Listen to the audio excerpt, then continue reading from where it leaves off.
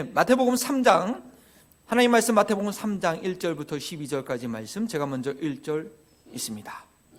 그때 침례 요한이 이르러 유다 광야에서 전파하여 말하되, 그는 선지자 이사야를 통하여 말씀하신 자라 일렀으되, 광야에 외치는 소리가 있어 이르되 너희는 주의 길을 준비하라, 그가 오실 길을 곧게 하라 하였으니,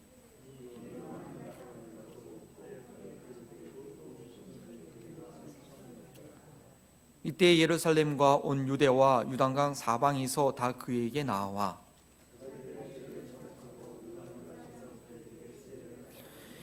요한이 많은 바리새인들과 사두개인들이 침례 베푸는 데로 오는 것을 보고 이르되, 독사의 자식들아, 누가 너희를 가르쳐 임박한 진노를 피하라 하더냐? 속으로 아브라함이 우리 조상이라 생각하지 말라. 내가 너희에게 이르노니 하나님이 능히 이 돌들로도 아브라함의 자손이 되게 하시리라.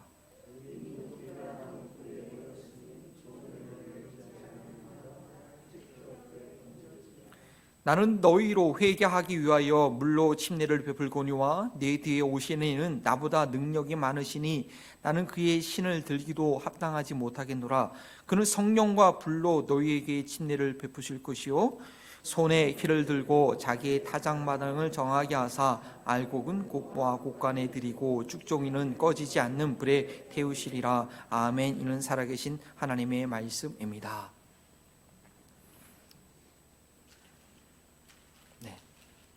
자신의 본래 모습을 숨긴 채 다른 사람의 신분을 도용해서 산 사람의 이야기가 종종 이 신문 기사에 나오는 경우가 있습니다.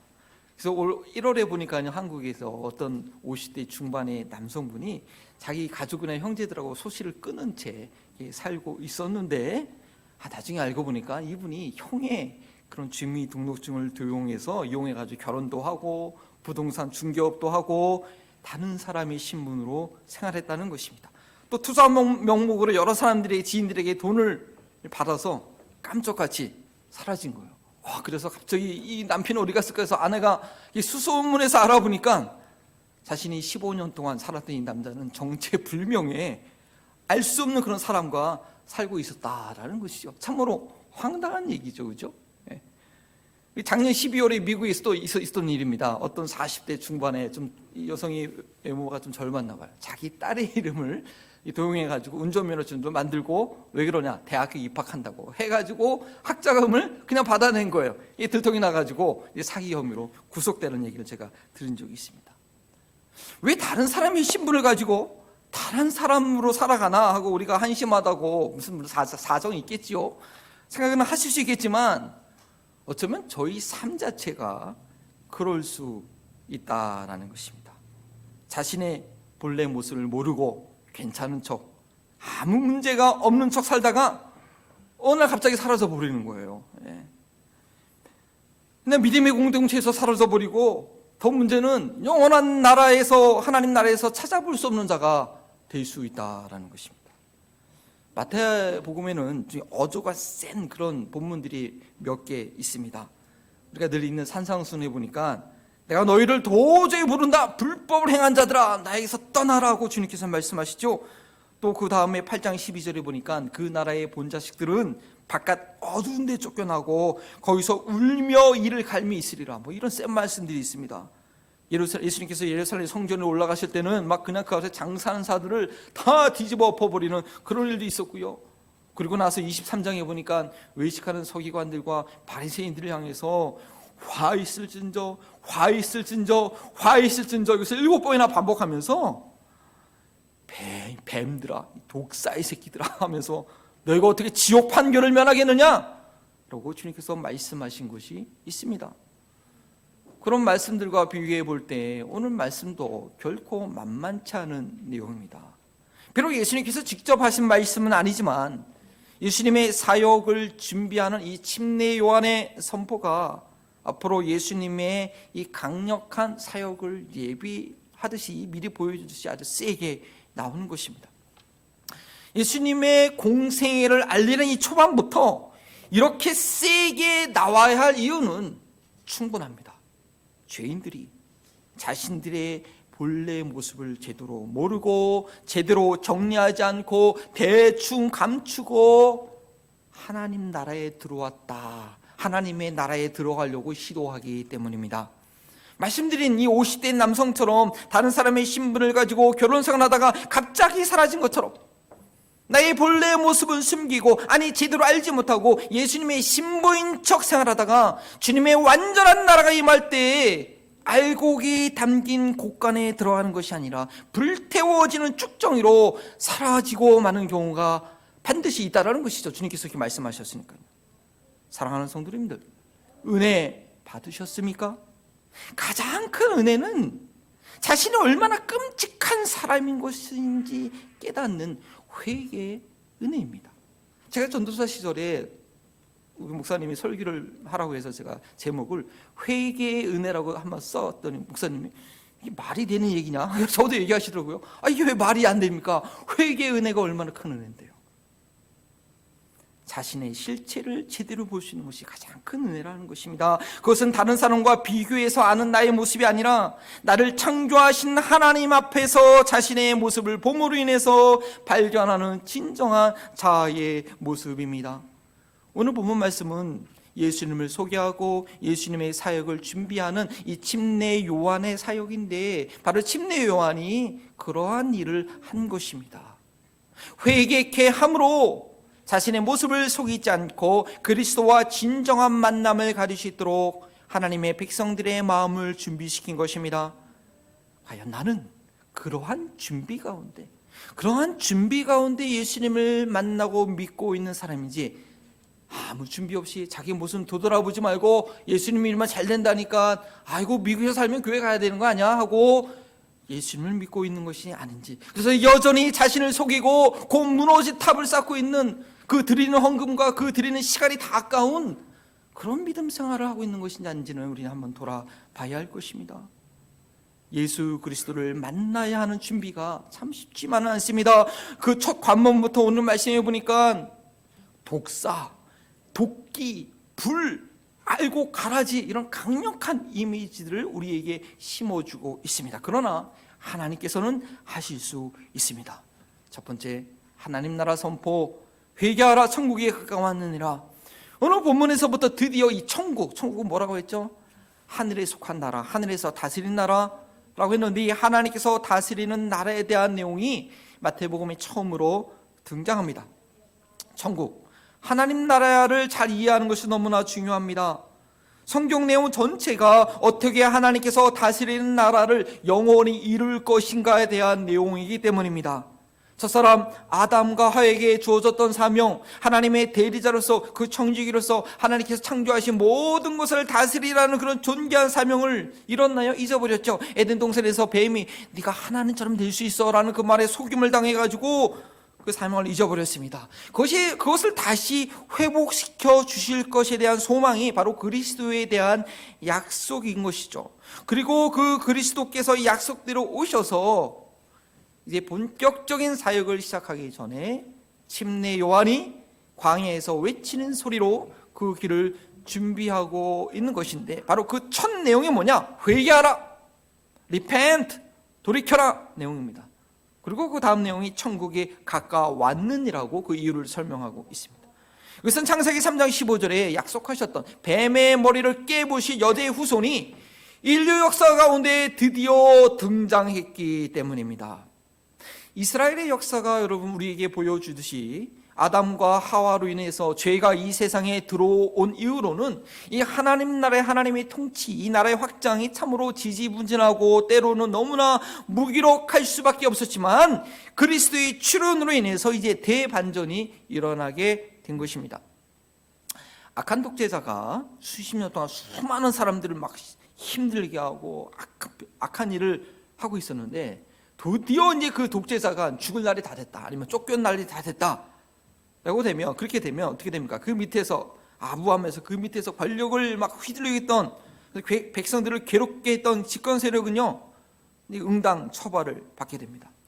악한 권력 밑에서 누렸던 그 부귀영화는 하루아침에 사라지고 그동안 행한 대로 무자비한 심판을 받게 되는 것이 정권을 바뀔 때, 왕권이 바뀔 때 나타나는 그런 순리죠. 그래서 세계 역사를 보면 혁명이 일어날 때마다, 왕조와 정권이 바뀔 때마다 피해 숙청이 있었습니다. 이런 새로운 통치자가 세워질 때에 그 전 집권 세력이 거기서 영화를 누리던 이 사람들이 다시 살 수 있는 길은 자기가 행하던 길에서 빨리 돌이키는 것입니다. 새로운 통치자가 등극한 후에는 too late, 그때는 이제 막 어려움을 당하는 거죠. 새로운 통치자가 이제 세워질 것이라는 그런 이제 완전히 판세가 바뀌었나 하면 빨리 그 길에서 돌이켜야 하는 것입니다. 침례 요한이 유대 광야에서 회개하라, 천국에 가까웠느니라 외친 것이 바로 그런 의미입니다. 이제 꼭 그리스도께서 오셔서 하나님 나라가 무엇인지 가르쳐 주시고 그분의 통치를 이루실 텐데, 사탄 마귀의 속임수로 자신이 왕이 되어서 하나님의 통치를 거부하고 살았던 그 길을 살펴보고 돌이키라는 것입니다. 이러한 침례 요한의 설교가 얼마나 강력했던지 5절 말씀해 보니까 예루살렘과 온 유대와 유다 강가 온 사방에서 사람들이 다 몰려와서 요한에게 침례를 받습니다. 침례를 받는다는 것은 그냥 물에 빠진다가 나오는 내용이 행동이 아닙니다. 6절 말씀처럼 자신들의 죄를 자복하는 그런 상징적인 행동이었죠. 자신의 삶에 죄가 가득하다는 것을 인정하고 씻겨야 할 필요성을 요단강 물속에 들어갔다가 나옴으로써 보여주는 것입니다. 누군가 자신의 죄를 지적했을 때 그 전적으로 인정하고 공개적으로 자백한다는 것, 이거 결코 쉬운 일이 아닙니다.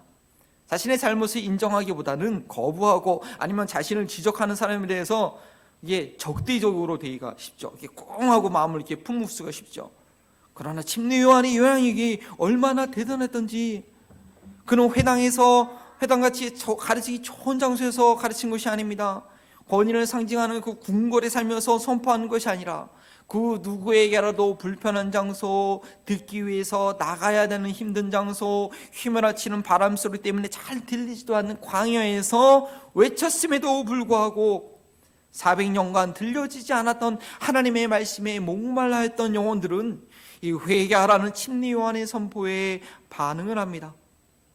침례 요한의 모습은요, 오늘날 우리가 본다면 마치 노숙자와 같은 그런 모습이었습니다. 4절 말씀해 보니까 낙타 털옷과 허리에 가죽띠를 띠고 먹을 것은 메뚜기와 석청, 즉 야생꿀이었다고 합니다. 제대로 된 거주지도 없이 광야에서 가장 기본적인 생존을 하며 지냈습니다. 그러나 그에게는 뭐가 있었냐? 그는 어떤 영성이 있었느냐? 바로 엘리야의 심정이 있었습니다. 구약의 마지막 성경, 이 말라기서의 마지막 장의 마지막 2절에 이런 내용이 있습니다. 그의 출현을 다음과 같이 예고하고 있습니다. 보라, 여호와의 크고 들어온 날이 이르기 전에 내가 선지자 엘리야를 너희에게 보내리니 그가 아버지의 마음을 자녀에게로 돌이키게 하고 자녀들의 마음을 그들의 아버지께로 돌이키게 하리라. 돌이키지 아니하면 뒤로 건대 내가 와서 저주로 그 땅을 칠까 하노라 하시니라. 하나님의 마음을 다시 이스라엘 백성들에게 돌이키게 하는 것은 예수 그리스도의 사역을 받아들일 수 있도록 그 백성들의 마음을 준비하는 것입니다. 자신의 죄악을 깨닫게 하는 것이죠. 침례 요한의 사역으로 인해서 반응했던 대표적인 그 당시의 죄인들, 세리와 창기들은 예수님을 영접했지만 스스로 의롭다라고, 나는 아무 문제 없다라고 생각한 당시의 종교 지도자들, 믿음생활을 잘하고 있다라고 생각한 사람들은 도리어 예수님을 불경스럽다고 정죄하고 십자가에 못 박는 일을 합니다. 자녀들의 마음을 아버지께로 돌이키게 하는 것은 당시 로마 권력에 야합했던 제사장 그룹 사두개인들처럼 현실에 안주하게 하는 것이 아니죠. 평안하다, 문제없다라고 하는 것이 아니죠. 본인들도 제대로 지키지 못할 율법의 높은 규정을 만들어 놓고 그것으로 경건의 척도를 증명하려고 했던 이 바리새인들처럼 형식주의에 빠져들게 하는 것이 아닙니다. 그 자녀들의 마음을 아버지께로 돌이키게 하는 것은 자신의 비통함을 하나님 앞에 순김없이 쏟아놓으시도록 회개를 촉구하는 것이었습니다. 그리고 침례 요한이 이러한 사역이 가능했던 것은 어떤 그 개인의 경건 능력이 대단해서 그랬던 것이 아닙니다. 하나님께서 이미 이사야서를 통해서 예언하신 바가 이루어진 것이죠. 3절 말씀이었습니다. 그런 선지자 이사야를 통하여 말씀하신 자라 일러스되 광야에 외치는 자리에 소리가 있어 너희는 주의 길을 준비하라 그가 오실 길을 곧게 하라 하였느니라. 광야에서 외치는 소리가 있을 것이라는 그 예언대로 침례 요한은 불편한 광야 생활을 순종했을 뿐이었습니다. 예수 그리스도의 사역을 위해서는 먼저 준비되는 과정, 그가 오실 길이 굽어지지 않도록 곧바로 펴져 있게 했어야 했기 때문에 요한은 그 준비를 위해서 쓰임 받았을 뿐입니다. 그것이 무엇인가 하면 예수 그리스도께서 그 백성들에게 왜곡된 모습으로 비춰지지 않고 그들의 마음에 똑바로 박힐 수 있게 해야 됐습니다. 그렇게 되게 하기 위해서는 저들의 마음밭이 바뀌어야 됐던 것이죠. 내가 다 안다, 내가 잘하고 있다라는 그런 교만함이 아니라 자신의 죄악됨을 발견하고 자기 힘으로는 할 수 없기에 자신의 이 죄악의 구덩이에서 건져줄 그런 구세주를 필요로 하는 그런 간절한 영혼이 되어야 했습니다.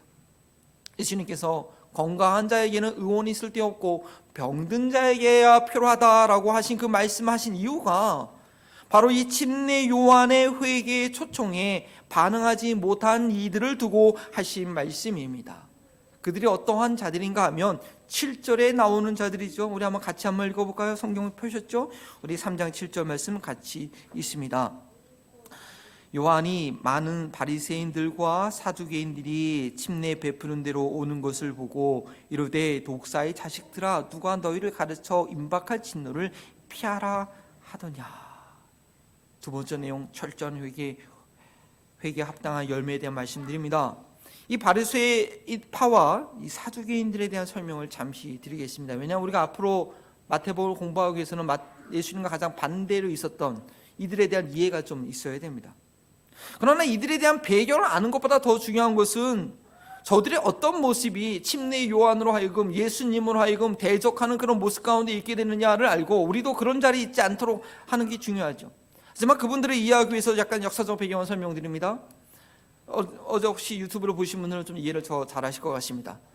400년의 포로 생활 이후에 유대인들에게 어떤 좀 독립운동이 있었습니다. 그것이 마카비 혁명이었고 그 사이에 100년 동안 독립왕조를 이루고 있었습니다. 그것을 하스모 왕조라고 합니다. 그 말기에 생겨난 유다의 종파입니다.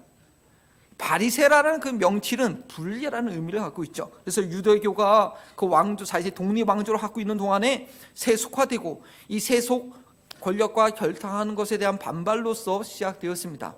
좋은 동기로 시작되었죠. 나름대로 율법의 말씀을 지키고 순수하게 하고자 노력했던 것입니다. 그 율법을 기록하고 보관하는 이 서기관들, 스크라이브라고 하죠. 이렇게 쓰는 이 사람들이 바로 이 바리새파의 주로 지도자 역할을 했습니다. 그리고 이들이 가장 중요하게 여겼던 것은 안식일 준수와 또 음식법, 정결법 이런 것들 아주 중요하게 여겼죠. 그래서 이런 것 때문에 예수님과 충돌하게 됐죠. 이들은 말라기 선지자 이후에 하나님 말씀 선지자의 사역이 없지 않았습니까? 그러할 때 나름대로 인간적인 노력으로 율법을 이해하고 백성들을 잘 가르치고자 했던 그런 그룹이었지만 아쉽게도 그들은 하나님의 계획과 일하신 가운데 세워진 것이 아니라 인간적인 노력으로 진행했기 때문에 그들의 열심은 형식주의에 그 속 사람의 변화를 일으킬 수 없는 겉으로 사람들에게 보이고자 하는 자신의 의와 영광을 쌓는 일밖에 되지 못했습니다.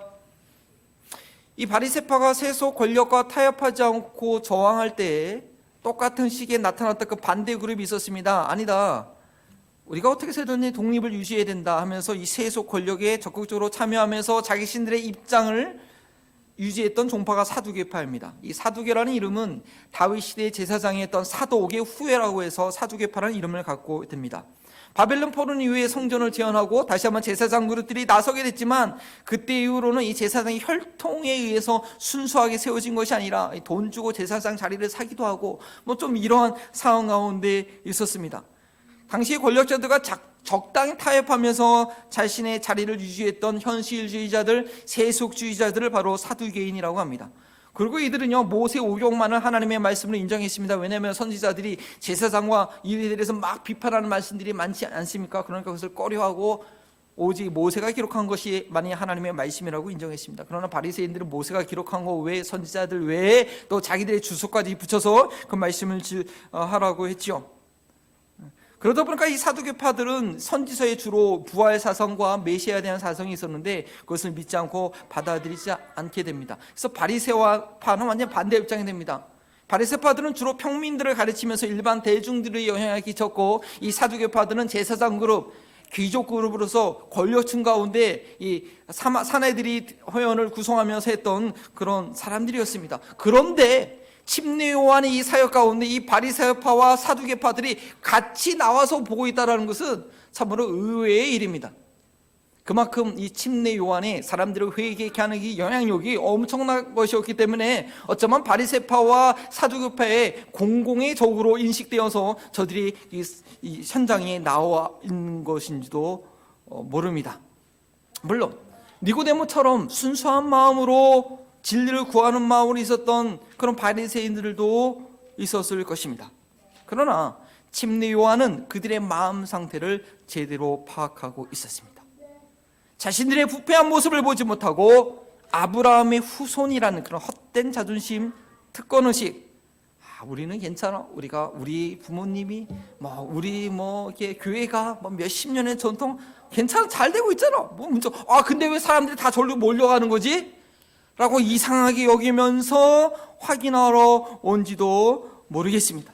만약 그들이 정말로 자기도 회개의 침례를 받고 싶어서 왔다라고 한다면 그들은 자신들의 문제가 무엇인지 정확하게 볼 수 있어야 했을 것입니다. 침례 요한은 거침없이 말합니다. 그들에게 진노가 임했다고 경고합니다. 가지치기 정도가 아니라 더 이상 열매를 맺지 못하는 나무를 찍어서 통째로 뽑아 버려야 하기 때문에 니네는 가지치기 갖고는 안 된다. 도끼가 이미 네 뿌리 안에, 뿌리 밑에 박혀 있다라고 그렇게 얘기하고 있습니다. 사람들 앞에서 제사장 역할을 하는 것이, 목사 노릇하는 것이 그들의 방패막이가 될 수 없는 것입니다. 회당에서 늘 율법을 강론하는 것이 하나님의 의로운 심판을 면할 수 있는 길이 아닌 것입니다.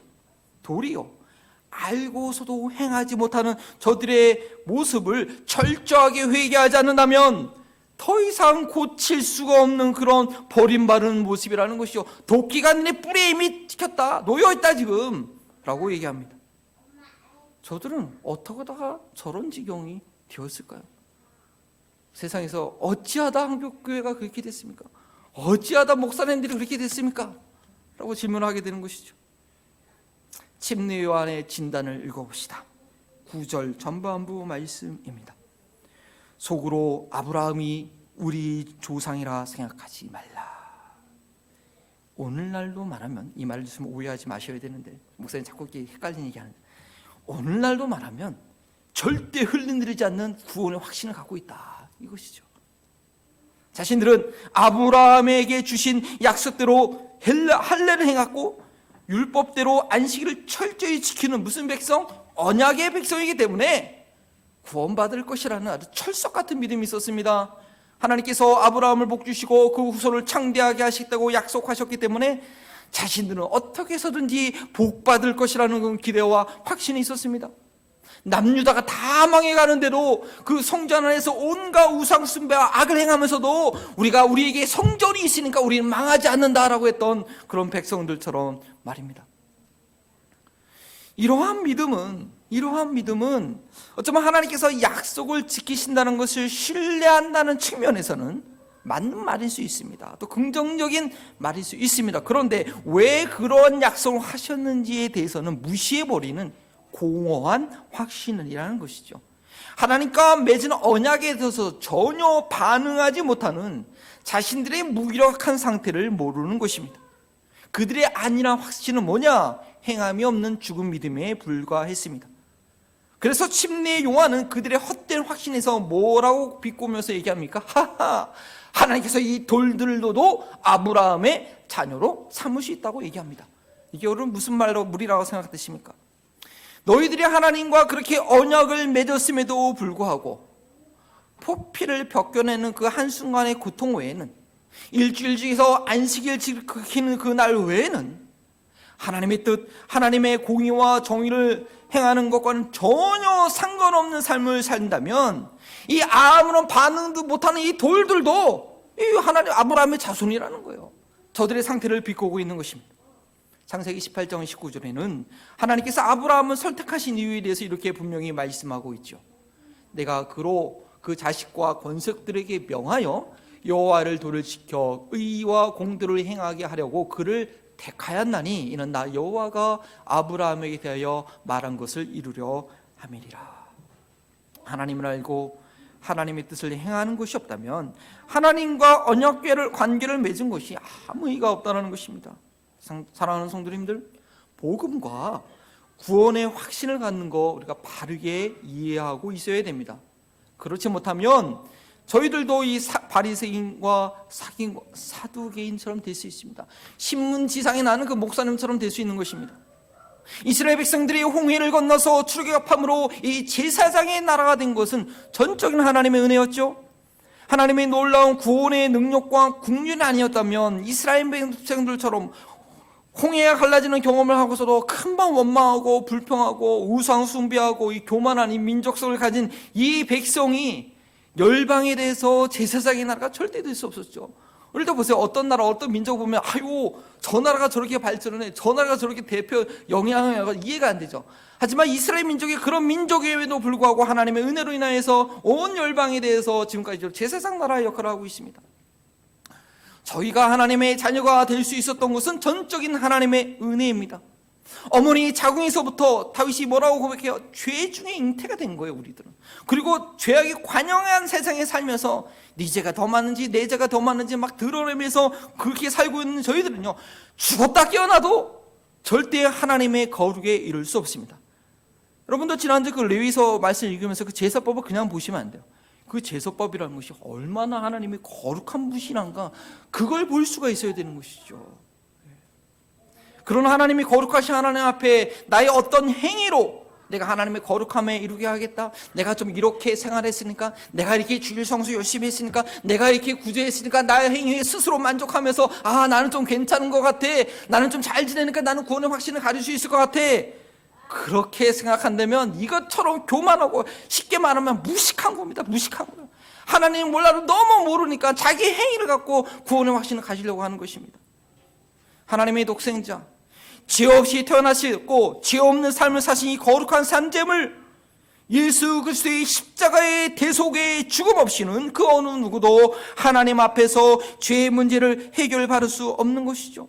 나 같은 죄인이 하나님의 자녀가 될 수 있었던 것은 나를 위해 죽으시고 부활하신 예수님을 믿고 받아들이는 그 방법 외에는 다른 방법은 절대 없는 것입니다. 그리고 이것이 믿음으로 하나님의 자녀가 되었다라는 것입니다. 이것이 우리가 믿음으로 구원받았다라는 것입니다. 그런데 정말 그 사실을 믿고 있느냐라는 그런 질문이 우리에게 주어집니다.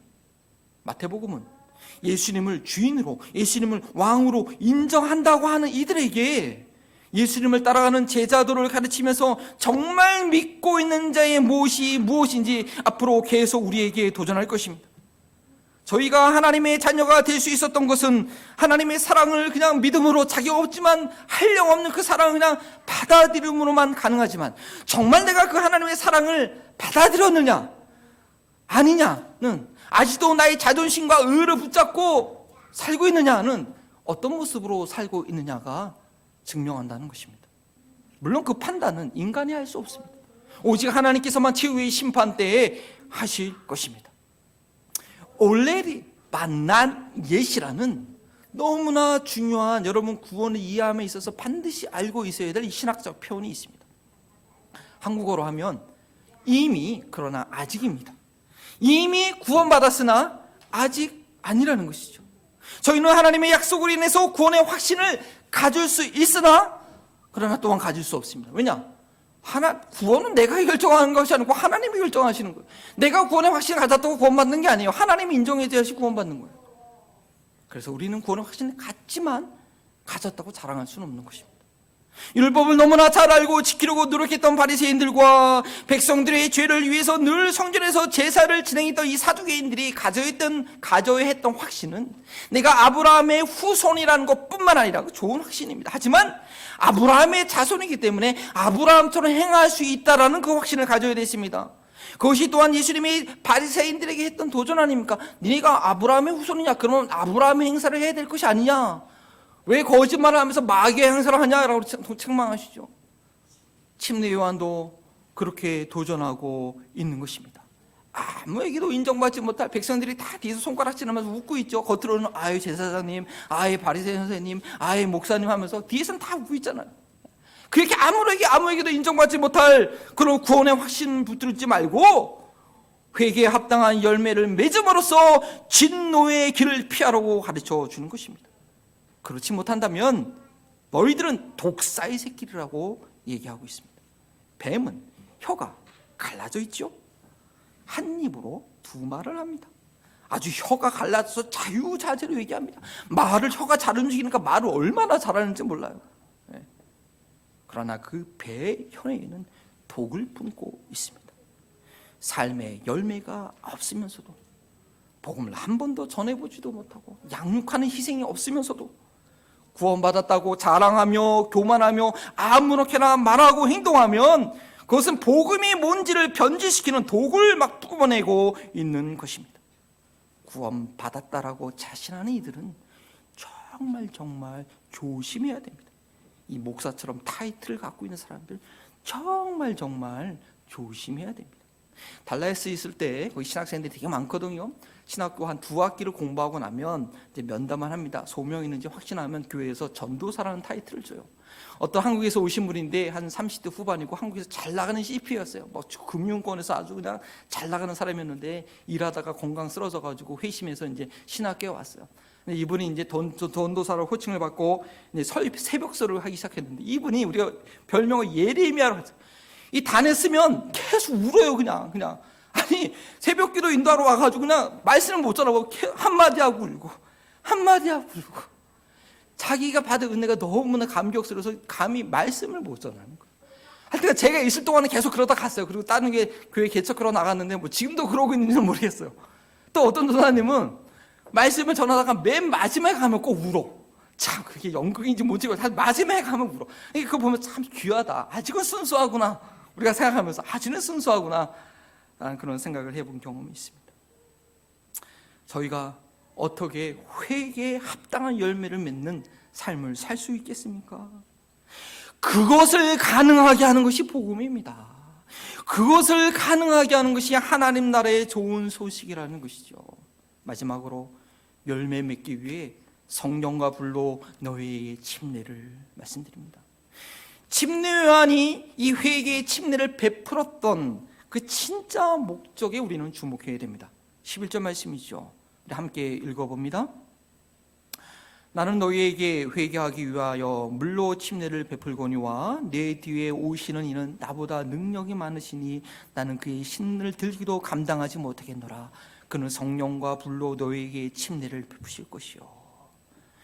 침례 요한이 주는 회개의 침례는 예수 그리스도께서 주시는 성령과 불의 침례를 받을 준비를 시키기 위해서였습니다.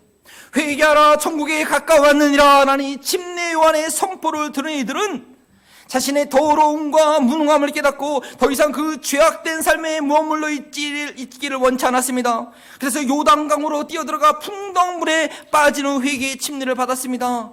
그런데 물에서 다시 올라온 이후로 또다시 예전의 삶으로 돌아가기가 너무나 쉬운 것입니다. 어떻게 해야 하겠습니까? 예수님께서 주시는 성령과 불로 침례를 받아야 된다는 것입니다. 회개의 침례를 받은 이들은 자신의 죄악을 제대로 본 이들입니다.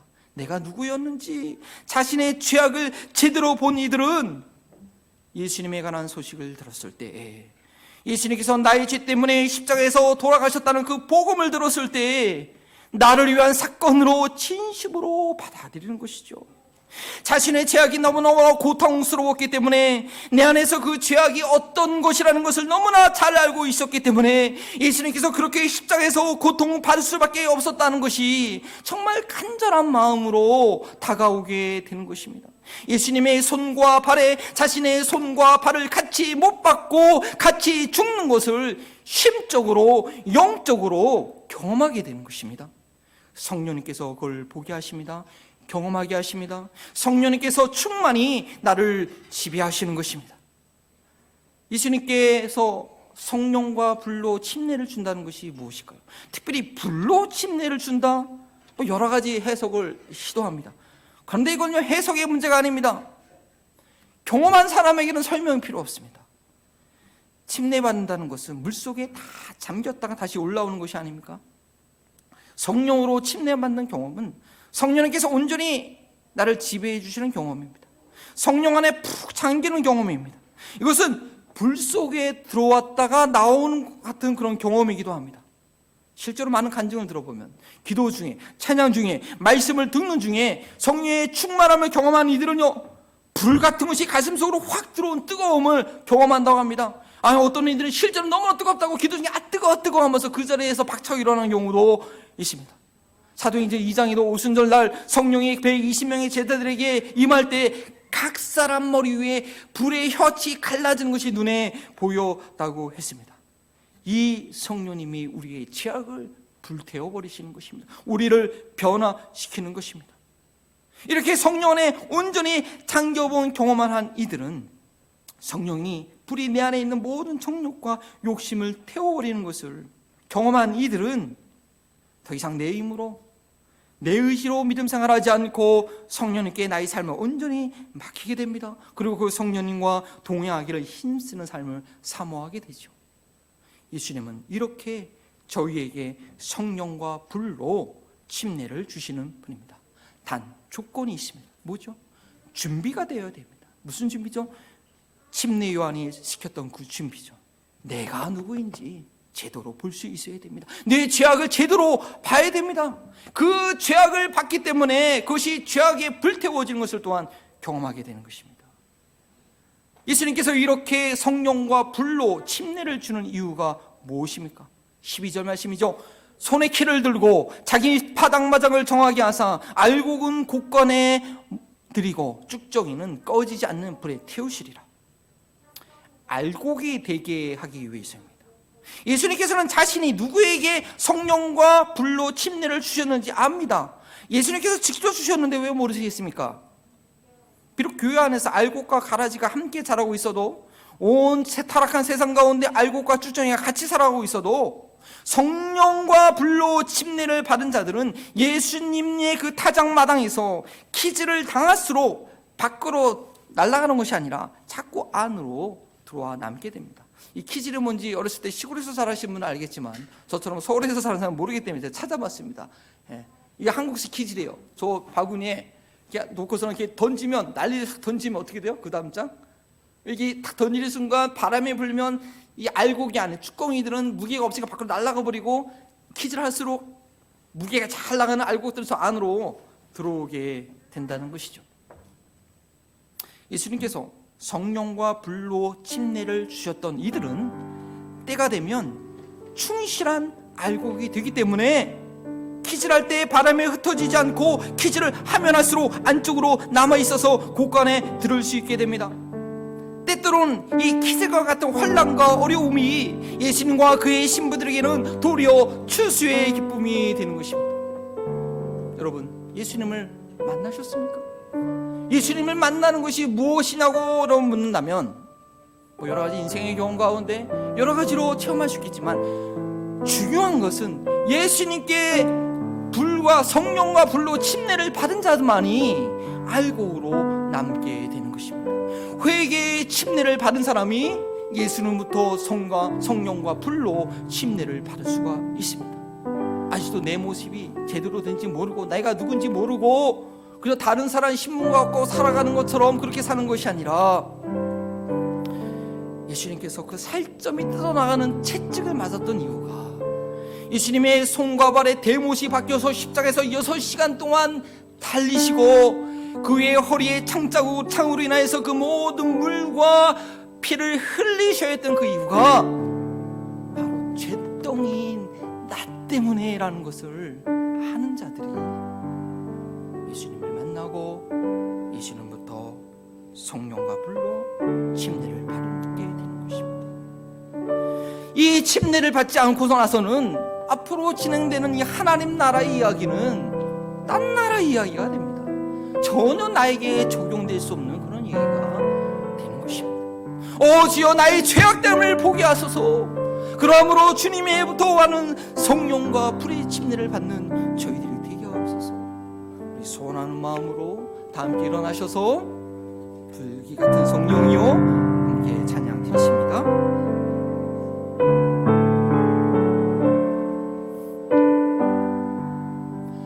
불길 같은 주 성령 간구하는 우리에게 지금 강림하셔서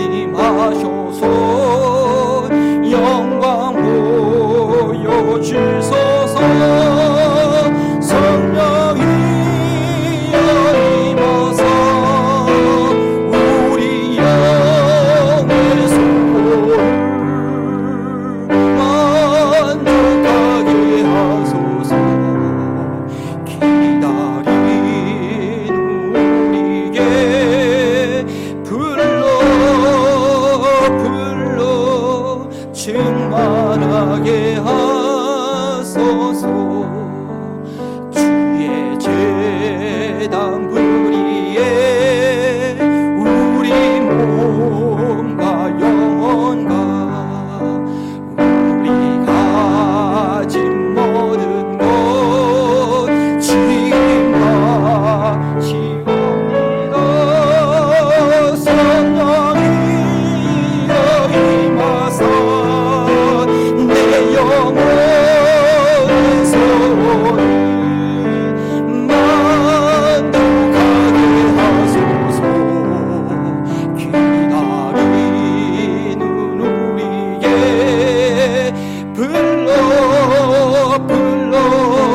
충만하게 하소서. 모든 것 다 바치고 비겁이 마음에 성령 충만하도록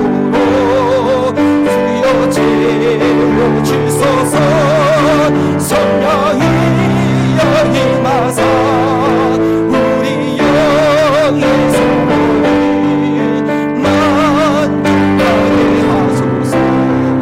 기다리는 우리에게 불러 충만하게 하소서. 구속하신 주께서 약속하신 성령을 믿고 간구하오니 지금 내려주소서.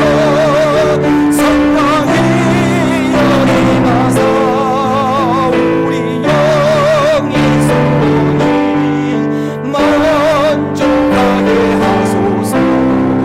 기다리는 우리에게 불러 충만하게 하소서. 성령의 마사 성령이여 임하사 우리 영의 소원을 만족하게 하소서. 기다리는 우리에게 불러 충만하게 하소. 기다리는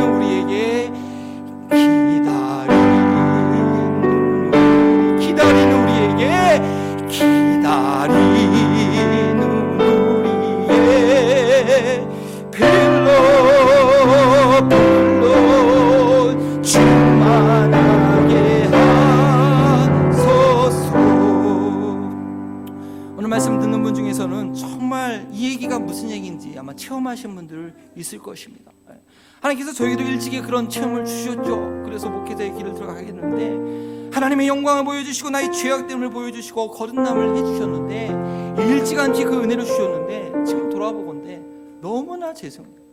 일찍 체험을 했으면 더 많은 열매, 더 충실한 알고로 남아있어야 되는데 왜 믿음의 삶이 그렇지 않다는 제자도가 좋은 공동체 안에서 제대로 훈련받지 않으면요 내게 주신 그 은혜가 헛되버리는 거예요. 아직 내 가운데 지금 목사님 무슨 말을 하는 거야 이게, 이런 분들이 계신다면 성경에 기록된 것입니다. 주님 내게 성령과 불로 침례를 주라고.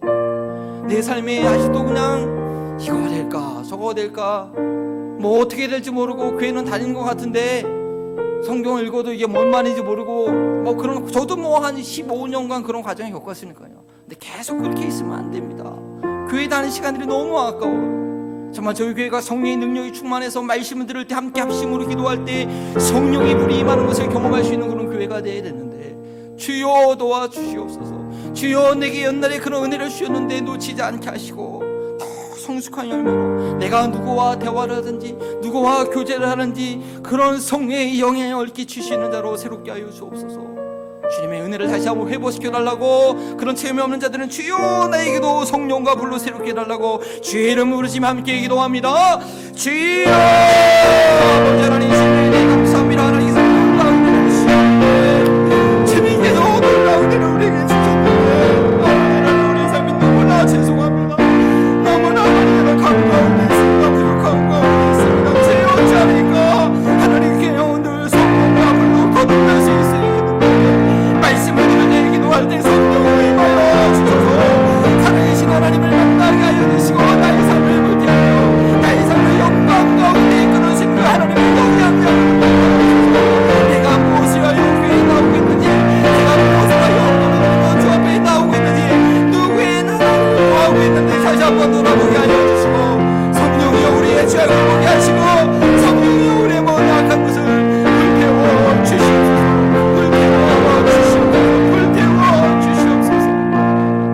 아버지 하나님 먼저 된 자로서 나중될 자가 많다고 했는데 내가 너에게 그렇게 놀라운 은혜를 부어줬는데 여전히 죄악 가운데 머물러 있는 삶을 살고 있는 저의 모습을 보면서 참으로 주님의 은혜를 구하기가 두렵습니다. 주님 불쌍히 여겨주시고 이것 가운데 교환 귀한 믿음의 공동체를 세우셨사오니 함께 모여 예배드릴 때마다 함께 모여 기도할 때마다 우리 친히 우리 교회의 머리에 되셨으니 성령과 불로 임하는 침례를 허락하여 주옵소서. 정말 이 지역 가운데 예수를 모르고 죄악된 삶 가운데 잘 살고 있지만 멸망받을 길을 향하고 있는 그 영혼들이 저희 교회 함께 예배드릴 때 그 영혼이 온전히 거듭나는 성령의 역사가 저희 교회 가운데 계속해서 일어나게 하옵소서. 혹시 내가 그 성령의 역사를 가로막는 목사가 아니었습니까? 혹시 내가 그 성령의 역사를 방해하고 있는 어리석은 예배자가 아니었습니까? 주님 그 거듭남의 역사가 헛되지 아니하도록 샘물 같은 그 음에 그 가문 가운데 하나님의 그 은혜를 사모하는 간절함이 우리 교회 가운데 계속해서 있게 하여 주시옵소서. 앞에도 우리에게 지금 앞으로 우리에게 알려주실 하나님의 나라가 정말 딴 나라 이해가 되는 것이 아니라 나의 삶 가운데 반드시 이루어져야 되고 이룰 수 있는 나라라는 그런 확신을 갖고 앞으로 증거되는 말씀을 통해서 우리의 죄악을 보게 되는, 미처 인정하지 못했던 그 죄악을 보게 되는 회개의 역사가 계속해서 일어나게 하옵소서. 귀한 예물 돈을 우상으로 삼지 않기에 하나님의 이 재물이 주인이기에 하나님께서 명령하신 대로 10분의 1을 주 앞에 올려드립니다. 초대교회의 역사처럼 궁핍함이 없도록 많은 자들은 더 많이 내고 없는 자들도 두레돈의 그런 심령으로 온전히 주 앞에 드리오니 하나님만이 나의 주인이 되는 한 주간의 삶이 되게 하여 주옵소서. 감사하며 예수 그리스도 이름으로 기도합니다. 아멘. 성령과 불로 침례를 주시는 성자 예수 그리스도의 은혜와 모든 인류를 자녀 삼기 원하시는 성부 하나님의 사랑하심과 거듭나게 하시는 성령 하나님의 교통하심이 회개의 침례뿐 아니라 성령과 불로 침례받아서 타작마당의 알곡으로 남게 되기를 소원하는 우리 사랑하는 한마음 버린 동교회 모든 성도들과 이 지역사회와 이 성령의 역사를 증거하고 계시는 선교사님들과 그 가정 가운데 지금부터 영원토록 함께 하시기를 축원하옵나이다. 아멘.